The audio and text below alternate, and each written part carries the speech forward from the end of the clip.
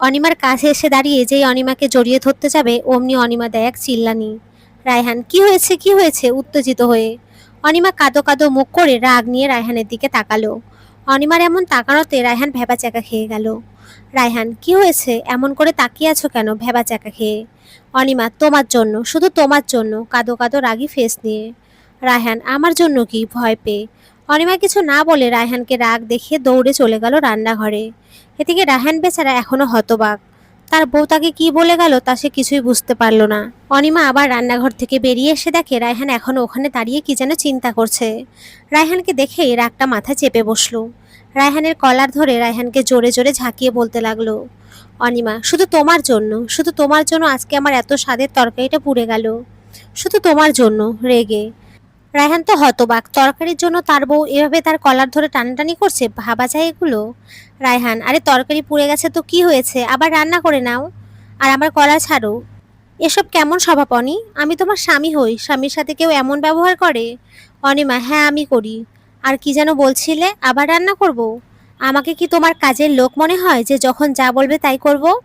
আরে ওইটা শাপলার ডাটার, কোন অঞ্চলে একে কি বলে ডাকে আমার জানা নেই, তাই তার আঞ্চলিক নাম লিখলাম না, তরকারি ছিল। এখন আমি আবার শাপলার ডাটা পাবো কোথায়, বলি তোমার আরেক বউ কি এসে দিয়ে যাবে? রেগে রায়হান, এটা কেমন কথা অনি, আমার কি আরেক বউ আছে নাকি যে দিয়ে যাবে? অনিমা, ও, তার মানে তুমি কি বলতে চাইছো যে বউ থাকলে ঠিকই দিয়ে যেত, তাই না? তার মানে তুমি আরো বিয়ে করতে চাও? ও বাবা গো, তুমি আমাকে কার সাথে জোর করে বিয়ে দিলে গো, আমি আর থাকবো না বাবা, নিয়ে যাও আমাকে বাবা, ও বাবা, জোরে চিল্লিয়ে কান্না করতে করতে। রায়হান, শুরু হলো এক আপদ, একে এখন শান্ত না করালে বাবার কাছে আবার খবর পাঠিয়ে দেবে, তারপর বাবা বকা শুরু করবেন। এই বুড়ো বয়সে আমি বাবার কাছে বকা শুনতে মোটেও রাজি নয় মনে মনে।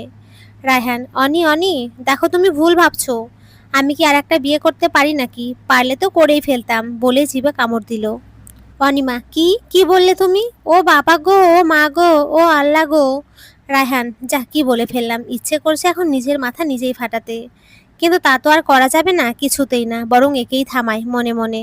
রায়হান, দেখো অনি, আমি কথাটা ওইভাবে বলতে চাইনি। রায়হানের কথা শুনে অনিমা শব্দ করে কান্না বন্ধ করে হেঁচকি তুলে ভ্রু কুঁচকে তাকায়। রায়হান, আমি বলতে চেয়েছিলাম, দেখো আমি কি করে বিয়ে করব বলো, আমি তো শুধু তোমাকে ভালোবাসি, ভালোবাসি তাই তো তোমার সবকিছু মেনে চলি, তোমার পাশে থাকি, তুমি আমার ভালোবাসার মানুষ, আমার সন্তানের মা, আমি কি কখনো এমন কাজ করতে পারি যাতে তুমি কষ্ট পাও? দেখো লক্ষ্মীটি, কালকে আমি তোমার জন্য অনেকগুলো শাপলা ডাটা নিয়ে আসবো, তুমি ইচ্ছে মতো রান্না করো, ঠিক আছে? এখন কান্না অফ করো প্লিজ, মুখ ভার করে। রায়হানের কথা শুনে অনিমার খুব ভালো লাগছে। লোকটাকে প্রথম প্রথম তার ভালো না লাগলেও পরে আস্তে আস্তে একদম ভালোবেসে ফেলেছে। মুখে যতই বলুক এই লোকটাকে ছাড়া সে একদিনও থাকতে পারবে না। এদিকে রাতের করা কাজে তারার দম যায় যায় অবস্থা, কারণ রাত কিছু না বলেই হুট করে তারাকে কোলে তুলে নেয়, তারপর পাশের সিটে বসিয়ে দেয়। আশেপাশে যত ছেলে মেয়ে পথযাত্রী ছিল সবাই রাতের করা কাজটা দেখছে। এদের মধ্যে কেউ মুখ টিপে হাসছে, আবার কেউ জোরে হেসে সিটি বাজাচ্ছে, আবার কেউ কেউ রাগে ফুঁসছে। তার মধ্যে সবচেয়ে বেশি রাগে ফুঁসছে এনিয়ার স্বামীর। রাগে যেন এক একজনে সারা শরীর পুড়ে যাচ্ছে। এদিকে রাত তারাকে বসিয়ে নিজে বসে গাড়ি স্টার্ট দিল।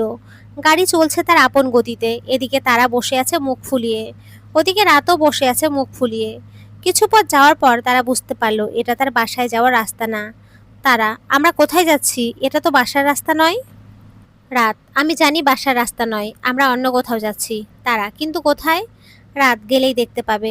তারা আর কিছু না বলে চুপ করে বসে রইল, কারণ সে জানে সে যতই প্রশ্ন করুক না কেন রাত এখন বলবে না।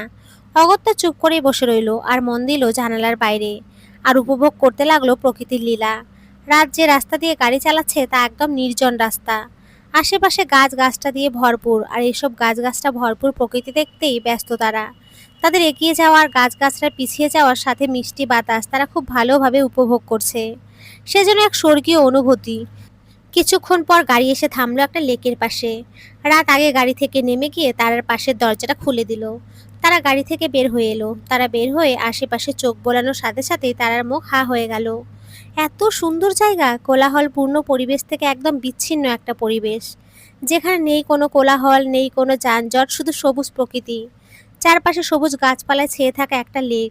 তারা দৌড়ে চলে গেল লেকের কাছে। প্রকৃতি দেখে যেন সে মুগ্ধ হয়ে গেছে।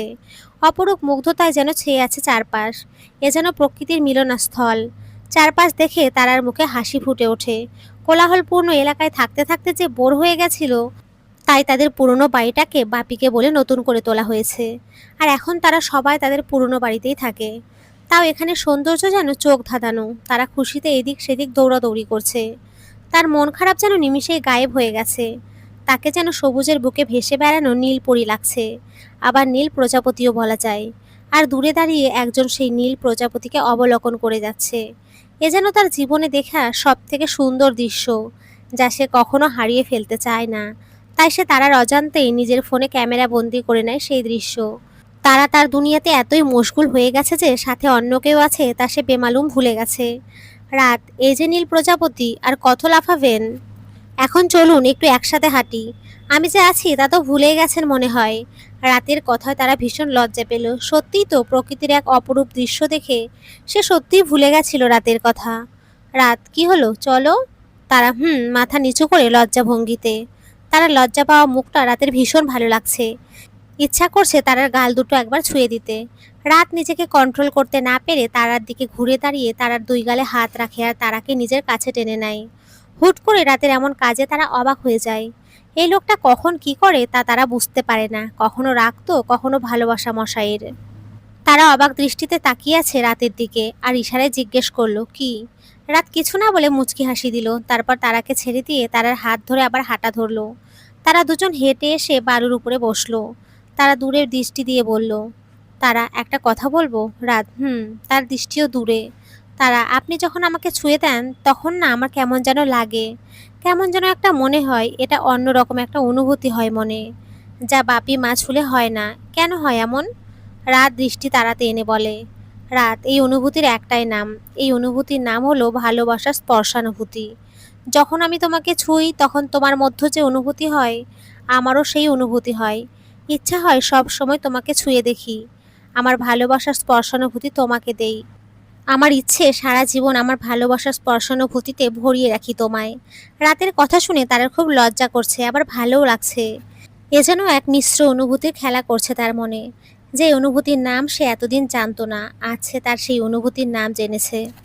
তার নাম ভালোবাসার স্পর্শানুভূতি।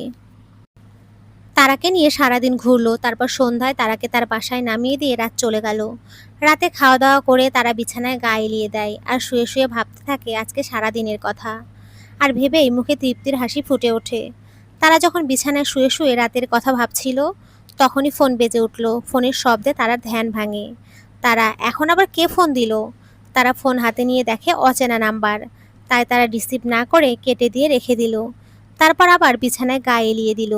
কিছুক্ষণ পর আবার ফোন এলো। তারা তাকিয়ে দেখলো আবার সেই নাম্বার।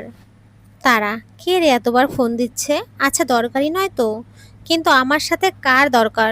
যার হোক, আগে ধরি তো, না হলে আবার কেটে যাবে। তারা ফোন রিসিভ করে কানে দিতেই শুনতে পেল ধমক। ফোনের অপর পাশ থেকে কেউ তাকে ধমকিয়ে যাচ্ছে। রাত, কোথায় ছিলে এতক্ষণ? হ্যাঁ, ফোন ধরছিলে না কেন? কোন রাজকাজটা করছিলে শুনি? ধমকে। তারা আর বুঝতে বাকি নেই ফোনটা কে করেছে। রাত, কি হলো বলছো না কেন? Speak up, damn it. তারা, না আসলে খেতে গিয়েছিলাম তাই আর কি। খালি বকেন কেন ভয়ে ভয়ে? এবার যেন রাত একটু শান্ত হলো। এবার একটু নরম স্বরে কথা বলতে লাগলো। রাত, সরি, আসলে ফোন ধরছিলেন না তাই টেনশন হচ্ছিল। তারা, ও খেয়েছেন? রাত, খেয়ে এসেই তোমাকে ফোন করছিলাম। তারা, ও। রাত, আজকে দিনটা কেমন ছিল কলি? তারা, আমার জীবনের বেস্ট দিন ছিল আজকে। অনেক এনজয় করেছি আমি। আমার অনেক ভালো লেগেছে, এক্সাইটেড হয়ে। রাত, তাই? তারা, রাত, তো এই বেস্ট দিনটা যে উপহার দিয়েছে তারও তো কিছু পাওনা আছে তাই না? তারা, কি? ভয়ে ভয়ে। রাত, আমি কি জানি তুমি কি দেবে? তারা, আমি কি দেব? আপনার তো সবই আছে। রাত, আচ্ছা থাক, এখন দিতে হবে না, আমি না হয় অন্য সময় চেয়ে নেব। তারা, ঠিক আছে, কিন্তু আমার সাধ্যমতো জিনিস চাইবেন, যা দিতে পারবো। রাত, অবশ্যই, যা আমি চাইবো তা শুধু তুমিই দিতে পারবে, দুষ্টু হেসে। তারা রাতের কথার মানে বুঝতে পেরে লজ্জায় লাল নীল বেগুনি হয়ে গেল। সারা রাত তারা দুজনে তাদের কথোপকথন চালিয়ে গেল। তাদের প্রেম কথনের সাক্ষী হলো এই রাত। এভাবে দিন কাটতে লাগলো। দেখতে দেখতে চলে গেল পুরো একটা বছর। এই এক বছরে অনেক কিছু চেঞ্জ হয়ে গেছে। সবার জীবনে নতুন মোড় এসেছে। অনেক জীবন গুছিয়ে গেছে, আবার অনেক জীবন এলোমেলো হয়ে গেছে। রাত গ্যাং পড়াশোনা শেষ করে ভার্সিটি থেকে চলে গেছে। তন্নিমা রবিন রিলেশনশিপে আছে, মেঘা রিমাও একে অপরকে ভালোবাসে। আনিকার বিয়ে ঠিক হয়ে গেছে, সামনেই বিয়ে। অনেক বেচারা এখনো কোনো রিলেশনশিপে যায়নি। এদিকে রাত আর তারার জীবনেও এসেছে নতুন মোড়। তবে তা ভালো নয়, বরং মন্দ মোড়, যা তাদের আলাদা করে দিয়েছে। তবে আলাদা শুধু তারার ক্ষেত্রেই হয়েছে। রাতের ম্যাডনেস এখনো আছে, তবে তা আড়ালে। এদিকে এনির সাথে রাতের বিয়ের কথা চলছে। চলছে বললে ভুল হবে, এনি উঠে পড়ে লেগেছে রাতকে বিয়ে করতে। যার জন্য এনির বাবা রাতের বাবার কাছে প্রস্তাব দেন। রাতের বাবা বলেছে তারা রাতের সাথে কথা বলে জানাবে। এদিকে গত 6 মাস ধরে রাত বিদেশে। কেন? চলুন ফ্ল্যাশব্যাকে। 6 মাস আগে তারা আর রাতের সম্পর্ক ভালোই চলছে। তারা একে অপরকে অত্যাধিক পরিমাণে ভালোবেসে ফেলেছে, তবে তা এখনও একে অপরের কাছে প্রকাশ্য নয়। সারাদিন একসাথে থাকা আর সারা রাত ফোন আলাপে তাদের প্রেম আরও বৃদ্ধি পাচ্ছে। মাঝে মাঝে রাতের পাগলামি তারাকে রাতের প্রতি আরও দুর্বল করে তুলেছে। সামনে রাতের জন্মদিন, তাই তারা প্ল্যান করেছে রাতকে সারপ্রাইজ দেবে। সাথে তার ভালোবাসার কথাও প্রকাশ করবে, যেই ভাবা সেই কাজ। আজ রাতের জন্মদিন। রাত একটা বিশাল পার্টি অ্যারেঞ্জ করেছে, যাতে তারারা সবাই আমন্ত্রিত। তারা তার সুবিধার জন্য রাতের বুক করা হোটেলে সারপ্রাইজের আয়োজন করেছে। এদিকে রাতের মনেও চলছে একই কথা, সেই চাইছে আজকে সবার সামনে তার মনের কথা তারাকে বলতে। তাই সে তার প্ল্যান মতো কাজে লেগে পড়েছে। রাতের জন্মদিন যে হোটেলে প্ল্যান করা হয় তা দেশের নামি দামি একটা। আর রাতের মানে স্পেশাল আর ইউনিক। তাই রাত তার পার্টিকে ইউনিক করবে আজকে তারাকে প্রপোজের মাধ্যমে। সকলের ড্রেস কোড ঠিক করা হলো ব্ল্যাক অ্যান্ড রেড, সাথে বার্থডে বয়েরও। পুরো হোটেলের গার্ডেন এরিয়া সহ দ্বিতীয় তলা বুক করেছে রাত, কারণ তার অনেক বন্ধু রাতে থাকবে। পুরো হোটেলটাকে ব্ল্যাক অ্যান্ড রেড ড্রেসে অপরূপ সুন্দর করে সাজানো হয়েছে, যাকে বলে চোখ ধাঁধানোর মতো। সাথে রেড বেলুন আর ডিজাইনার জিনিস দিয়ে ইউনিক করে তোলা হয়েছে পুরো হোটেলকে। রাতের কথা মতো সব সুন্দর করে গুছিয়ে দিয়েছেন হোটেল ম্যানেজমেন্ট। তাও পুরোটা সে নিজে দেখে দেখে করিয়েছে, যাতে কোনো ভুল না হয়। এখন বাজে রাত 8টা, সবাই যার যার মতো আসছে। যেহেতু পার্টিটা শুধু তাদের জন্যই, তাই এখানে কোনো বয়স্ক লোক নেই। রাতের বাবা মা পর্যন্তও নেই। আস্তে আস্তে রাত বাড়ছে, সবাই একে একে এসে পড়েছে, কিন্তু রাত যার জন্য অপেক্ষারত তার দেখা নেই। সবাই একে একে রাতকে উইশ করে যাচ্ছে, সাথে নানা রকম গিফটও। তার বন্ধুরাও চলে এসেছে, এখন শুধু তারার আশায় বাকি। এদিকে এ নিয়ে এসে জাপটে ধরল রাতকে। রাতের অস্বস্তি হলেও বন্ধুত্বর খাতিরে আলগাভাবে আলতো করে রাতও তাকে জড়িয়ে ধরল। এনি রাতকে উইশ করে রাতকে গিফট দিয়ে তার নিজের মতো করে বক বক শুরু করে দিল। রাতের বিরক্ত লাগছে, তাও কিছু বলতে পারছে না। কারণ একে তো ফ্রেন্ড, তার উপর আবার ফ্যামিলি ফ্রেন্ড, সব মিলিয়ে সে জোরপূর্বক হাসি টেনে দাঁড়িয়ে আছে অ্যানির পাশে। কিন্তু এনির এসব ফালতু বকবকে রাতের কোনো মনোযোগ নেই। সে শুধু বারবার সদর দরজার দিকে তাকিয়ে আছে আর তার কলির অপেক্ষায় আছে। এদিকে সবাই লোভাতুর দৃষ্টিতে তাকিয়ে আছে অ্যানির দিকে, যা তাকে খুবই গৌরবিত করছে। শুধু একজন যার রাগে গা জ্বলে যাচ্ছে, শুধু পারছে না এনিকে গিয়ে থাপ্পড় দিতে। হ্যাঁ, লোকটার কেউ না, আকাশ। আকাশ আগে থেকে এনিকে পছন্দ করে, কিন্তু কখনো বলতে পারেনি। কারণ এনি রাতকে ভালোবাসে আর তাকে বন্ধু ভাবে। আর সে চায় না ভালোবাসার দাবি নিয়ে গিয়ে বন্ধুত্বটাও হারাক।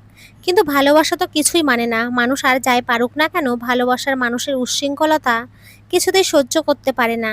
ভালোবাসার মানুষকে কেউ বাজে নজরে দেখুক, তা মানতে পারে না। আকাশের ক্ষেত্রেও তাই।